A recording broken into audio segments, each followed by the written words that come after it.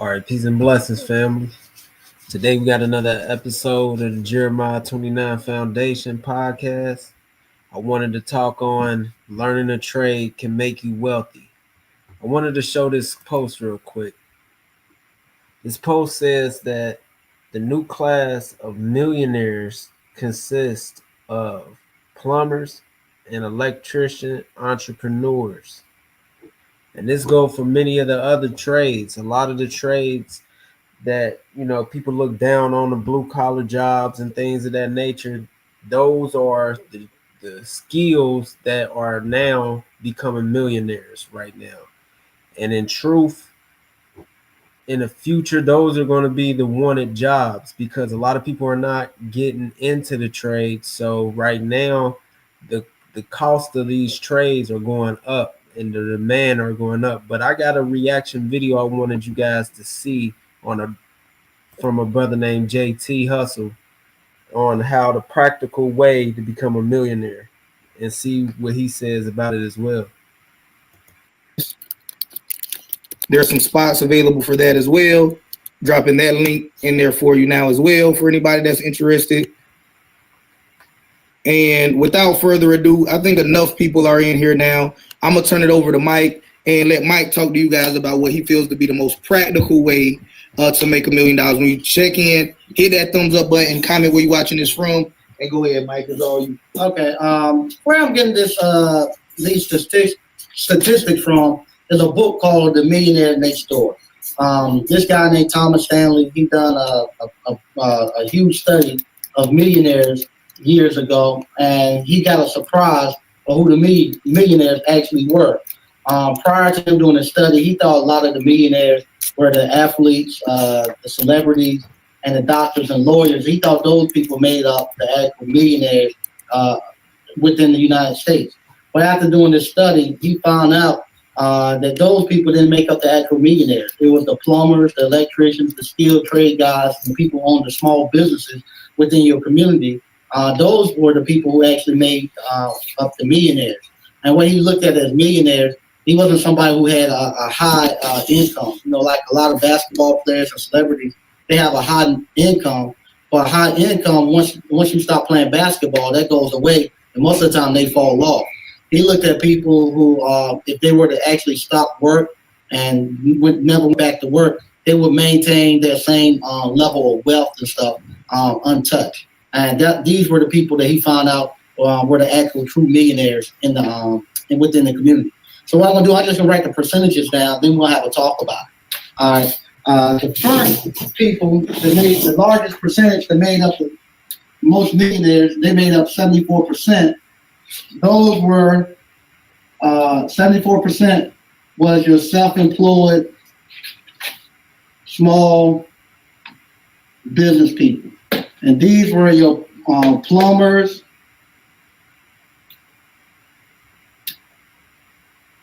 electricians, and trash collectors, and et cetera. They made up the largest portion, 74%. The next made up 10% were your executives.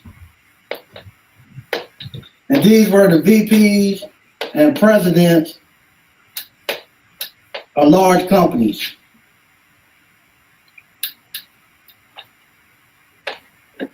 Like your IBMs, your Walmarts and stuff like that, the executive vice president of a district or over some type of program within there, they made up 10% of the millionaires. Another 10% were your doctors and lawyers. They made up 10%. 5% were people who done stuff in sales, and that's mostly multi-level marketing. That'll be something like 5 Links. I forget the spelling. Amway back in the day. Those type of people who done multi-level marketing. And the last category that made up about 1%, these were your actors, professional sport players,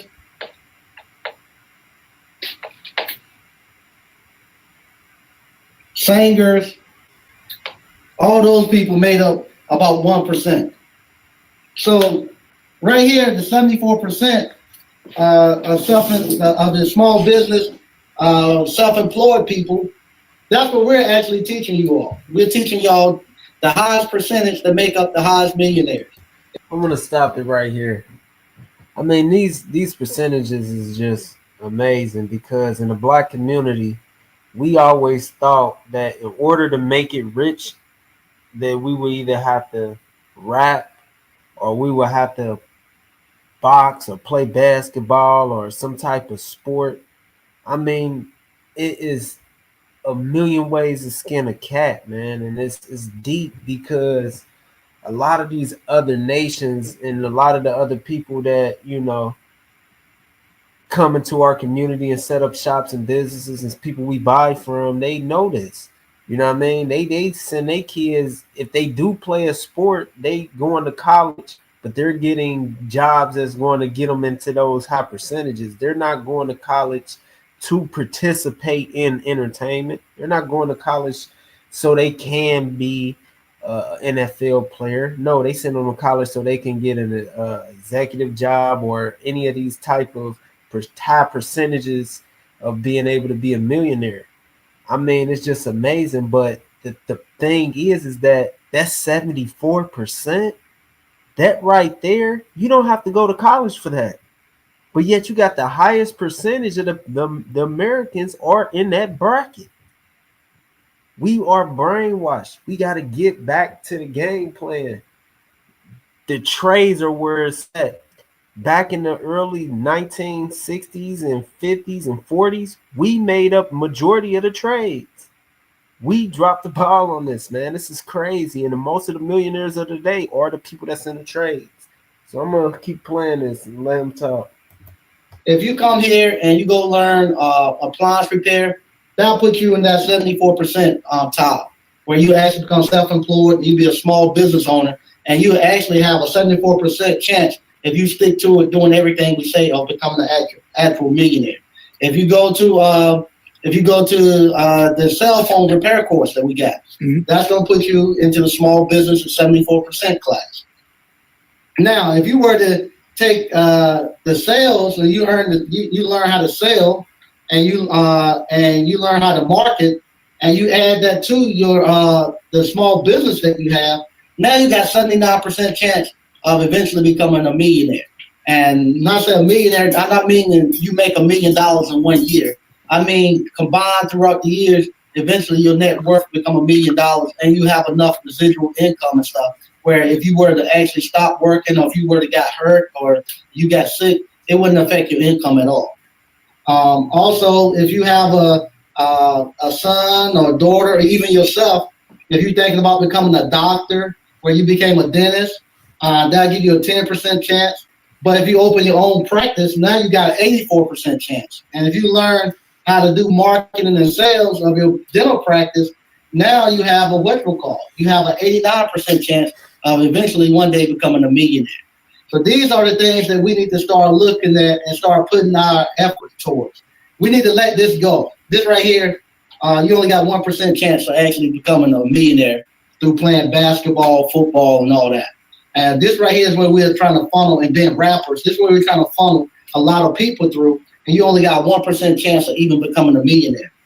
Right now, I'm getting a lot of people who are starting to email me about doing the appliance boot camp. And what their concern is, they're saying, okay, you're gonna saturate the market. You're teaching everybody about appliance repair. Eventually, you're gonna start running the price down for appliance repair, and we're not gonna make any more money out of it. So why should I come to the appliance boot camp? Right now, as you look, there is a huge gap of having skilled tradesmen out here. Right now, if I just wanted to go less than a mile from my house, I can just drive up and down one street, go to 2 neighborhoods, and that's all I need to go to, and I can do all the work I want to do and make over $100,000 a year. And I can start work at 10 o'clock, and I can be off work by 5 o'clock. That's all I would need to go to. That's how much work is out there. You can't oversaturate. But on the same token, every little boy that I know is playing on some AAU team, trying to get some scholarship, and we only know he only got 1% chance, and we only know how many spots is it on the NBA team? It's not for like 30 or 40 spots. If that. Yeah, that's about per year, because the same players are staying there 20 years. So it's only about 30 or 40 jobs that's opening up. And just think all those people are rushing there trying to get those jobs, but nobody never say, hey, we oversaturating that area. Right now, we need to put more people here so we get all the resources we can to actually change the whole.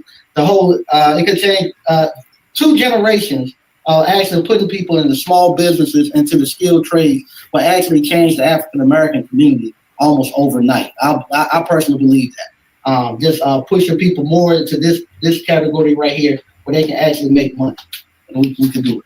Cool. Appreciate all 21 people that's here. Hit that thumbs up button for the benefit of those people that are just checking in. We're just talking about the most practical way to make $1 million. And this is just the breakdown that we're using here is from a well-known book called The Millionaire Next Door. The link to the book is in the chat right now.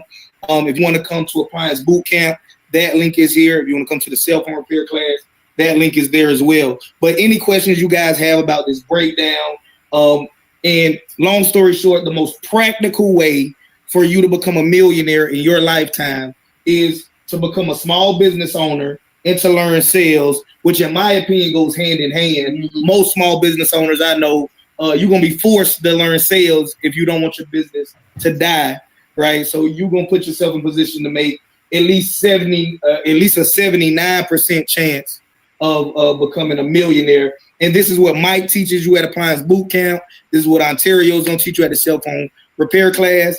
And so you're getting this, the 5% plus the 74% at these live events. And if you notice, none of this is, working at a job for 30 years, unless you're like, a doctor or a lawyer, or you're the top, executive or vice president, which most people will never get to that level, right? Yeah, these are very few people make it here. Very few people make it here.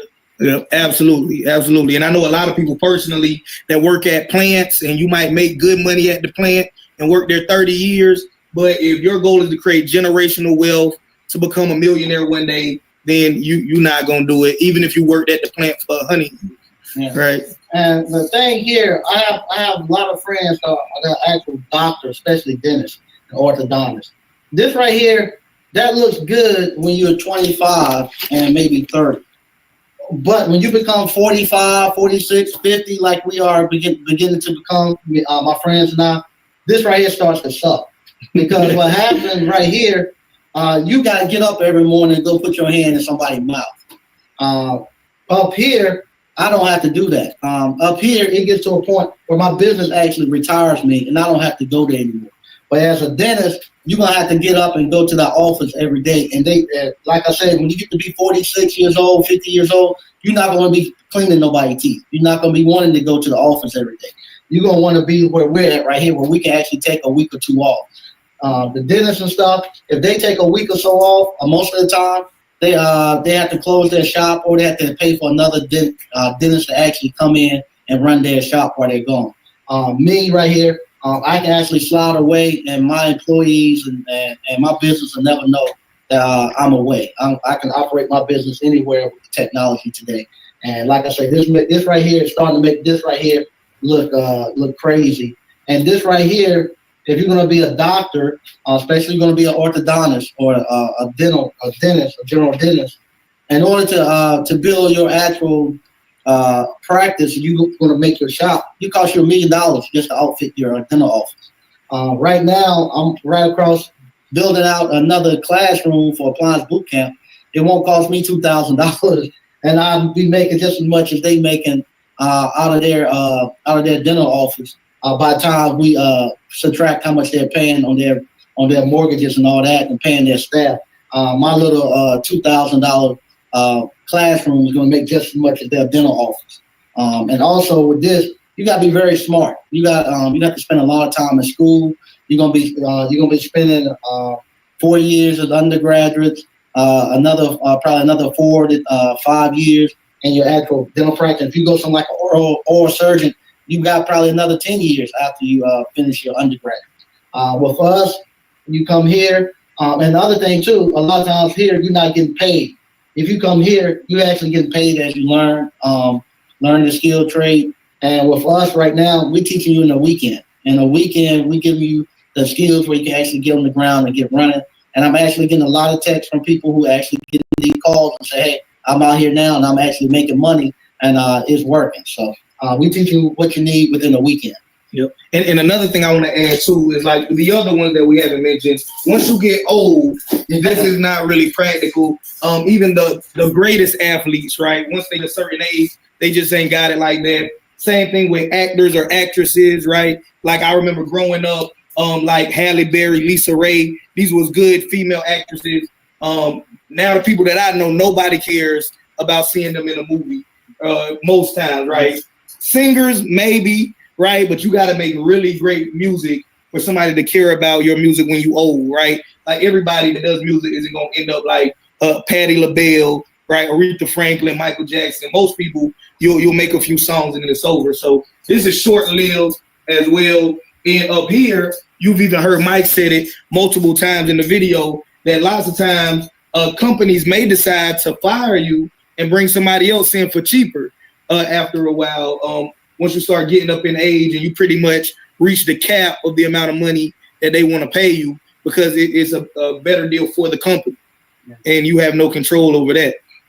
And if you actually looked at the BET Awards this week, you saw the actors and I think Tyler Perry and them, all of them now telling you, hey, you need to start concentrating up here owning something. Mm-hmm. They said, forget about acting and being famous. They said, you need to put your concentration up here and start owning something. That's where the money is at. So, yeah. And I want to stop right there because in truth, they are completely right. This 1%, this right here, the Black community need to let this go. We need to let this go on 2 reasons. One is that the longevity of it is that the average athlete it only lasts in their sport about 5 to 10 years. And it's over with. And most athletes go broke over a period of time, majority of them, right? And 2, we never focus on owning the team. We never focus on owning the so-called network like we did when we was back in the 50s, in the 40s, when we had a national Negro football league, a Negro basketball league, a Negro, any of these leagues. We worried about being an employee to these billionaires. They're giving us crumbs of what the amount of money that we could be making for us to be an employee.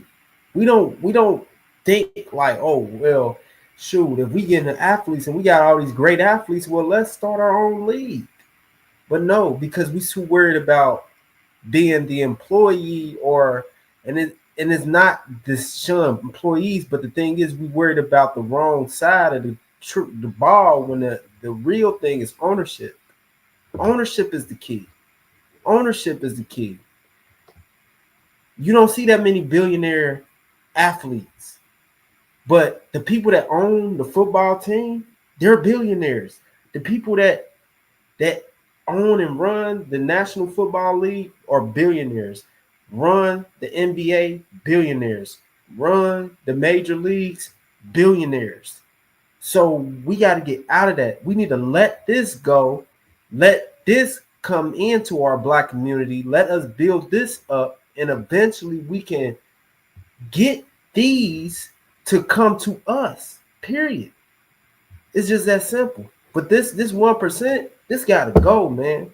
I'm telling you, because that's what every young Black boy's dream is, to be one of them, a rapper, athlete, or some type of entertainer, period. I mean, nowadays, don't get me wrong, it's good with the TikTok and all of that type of social media influencer, but this is what's opening up right now. More and more plumbers and electricians and HVAC and all these other trades, more and more of those people that's in that trade, they're getting old and they're leaving. So there's not another generation coming up that's filling these spots. So this is a whole new sector for us as blacks to jump into and take over the sector.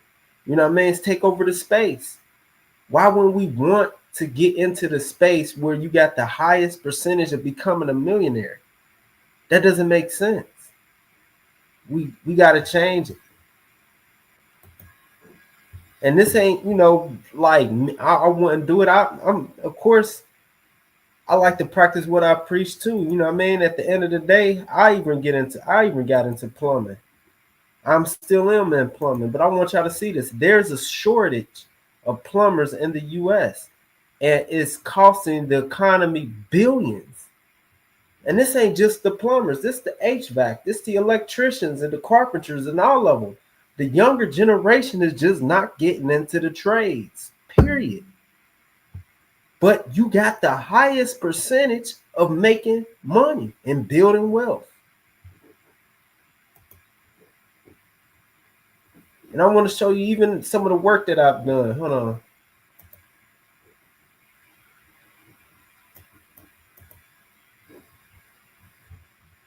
This is some of the stuff that I've done so far. This is a job I did. All right, just got done with the roughed in 4 water heaters. Ran the lines. And this 4 family, each water heater going up to each unit of the 4 unit apartment. Roughed in the stack. This runs down to a drain, tied into an existing drain. Put a clean out right here, floor drain right there. It's another floor drain. Rough in for a basement bathroom.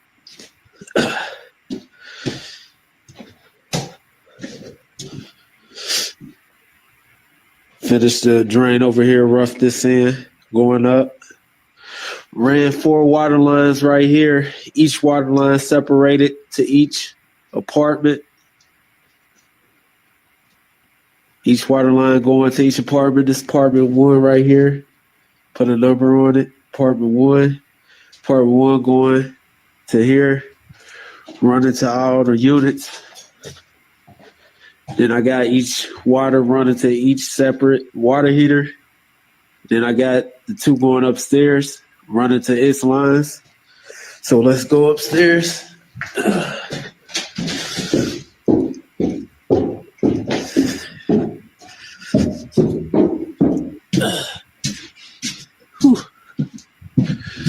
All right. So here we got a washer dryer hookup. We got the bathroom, drain for the shower roughed in right here. This is gonna be where the toilet.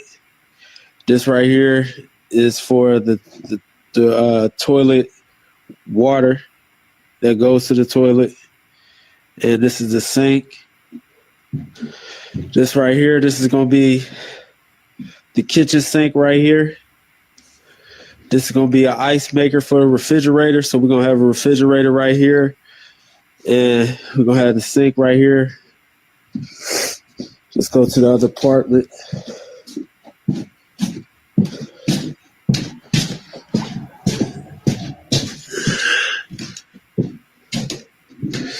Over here, pretty much the same layout. Right over here, this is where the kitchen sink going to be at right here. Washer and dryer hookup lines ran to it. Same thing, we got the tub right here. We got that hooked up. The sink, the toilet with the water hookup. Let's go upstairs, check this out. Oh shit, it's cold, man. Whew.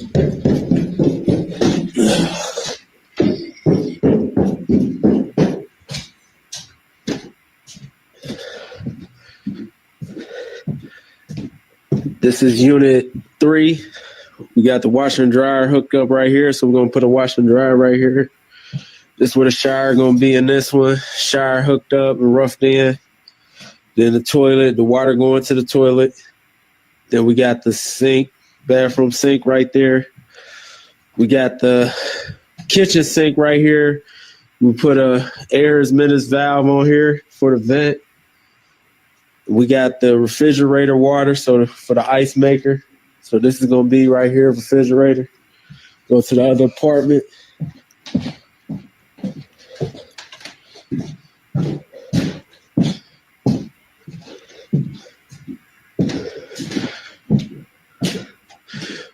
Same thing, we got the air minutes valve on this for the washer and dryer. Right here is where the washer and dryer gonna be. We got the tub with the shower hookup, same thing, toilet, sink, all roughed in. And the kitchen sink. Right here we got the ice maker for the refrigerator. So the kitchen sink gonna be laid out, then we're gonna put the refrigerator right there. And that's pretty much it. Just the plumbing rough in for a 4-unit. All right, just got done. I did that. I also just did this bathroom, and I did it's a bathroom that I just did. This is how I looked before I started on the rough end. So I had to remove this toilet. I had to redo these pipes, stuff like that. I had to discontinue a lot of the lines. I had to fix this trap up here. Run water lines to it because we was putting a shower right here. I had to take the sink and all of that stuff out over there and rerun water lines over here. And then we building the shower right here. So we did a custom shower, the build, move the toilet from over there, moved it right here, and then put a sink right over there. Had a towel guy put this in, and there you have it. We got the toilet, sink, and the shower. Bathroom be rebuilt. And this one I just did like about a few weeks ago. I had it was a complaint. Somebody called and said that they was getting a leak in their ceiling from the second floor. So come to find out that the guys that ran it, they ran it wrong. And not only did they run it wrong, they put fern cones on it right here, right? So it was leaking right here and it was leaking back there. The fern coat wasn't attached properly. Thing was ran all crazy. This pipe right here wasn't even hooked up to anything. And it wasn't made to code. You can't put a T on the side at all. So I had to rerun all of this, and this whole line was just filled with, waste and everything. So I had to rerun it, open it up, took out all the wall, took out everything to rerun the pipe. And then we ran in there, no leaks, everything runs good. So what I wanted to say today was that, the Jeremiah 29 Foundation, we predicate ourselves on this right here. As well as we read all the time when we come to it says, build ye houses and dwell in them and plant gardens and eat the fruit of them. In order to build houses, you have to have somebody that knows how to do trades. And this is something that we, as a Black race, we jumped out of the trades. We were big in the trades. And this is something that can keep you going regardless of, how smart you are or whatever. You can always learn something to do with your hands. The trades don't have to be stuck to one or two things. You can be an appliance repair, floor guy. I mean, there's so many different trades that you can learn that, you can make money off of. So what I'm going to be doing my next video, I'm going to be interviewing a couple brothers that actually are into the trades and they are teaching people in our community. So this is a little preview of their little school that they're doing, and they're teaching people how to do life. Chimney, chimney. Today my rise like the sunrise, my bright and my upright. No one can break my vibes. I may not care who I fight, I know I criticize, I'm on a higher heights. So you can say what you want to and do what you want to, it's no concern to me. I'm have my own vision, me dip on my own mission to rule my destiny. Oh, it's my day to do what the fuck I want to. It's my time, and I'll use it any way I want to. It's in their program, they call it Rockstone University. This one of the brothers right here, his name is Shannon. Him and his brother Paul started a actual training course to teach brothers how to do carpentry work and other trade type works in the Black community. So I'm going to interview these guys. Hopefully I have one of them on there tomorrow, and we get to talking about how they got started, how anybody else can join and things of that nature. So until then we can hold on, I'm trying to play this video and they ain't even let me. Let me see. There it is. This is what I wish. The job will pay you to forget your dreams.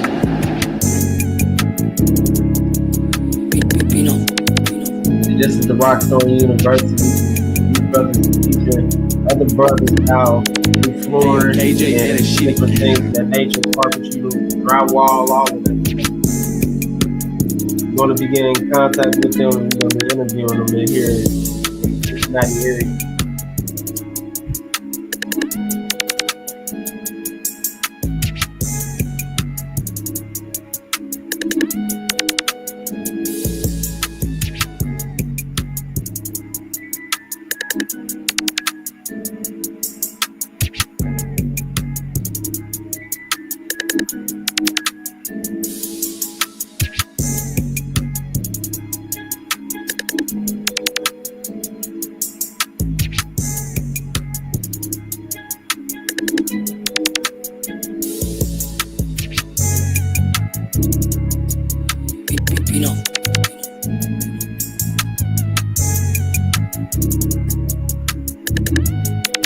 Hey yo, KJ, man, that shit again.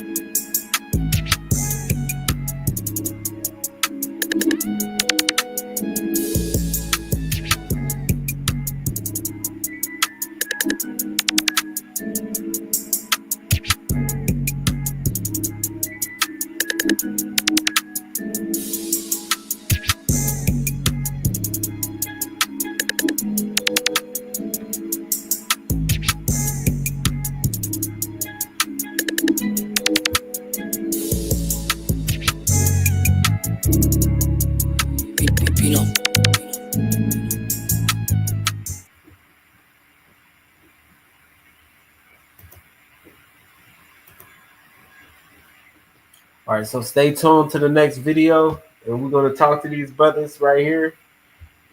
So hopefully, we can get some, some gems or maybe some ideas in case you want to decide to get into the trades.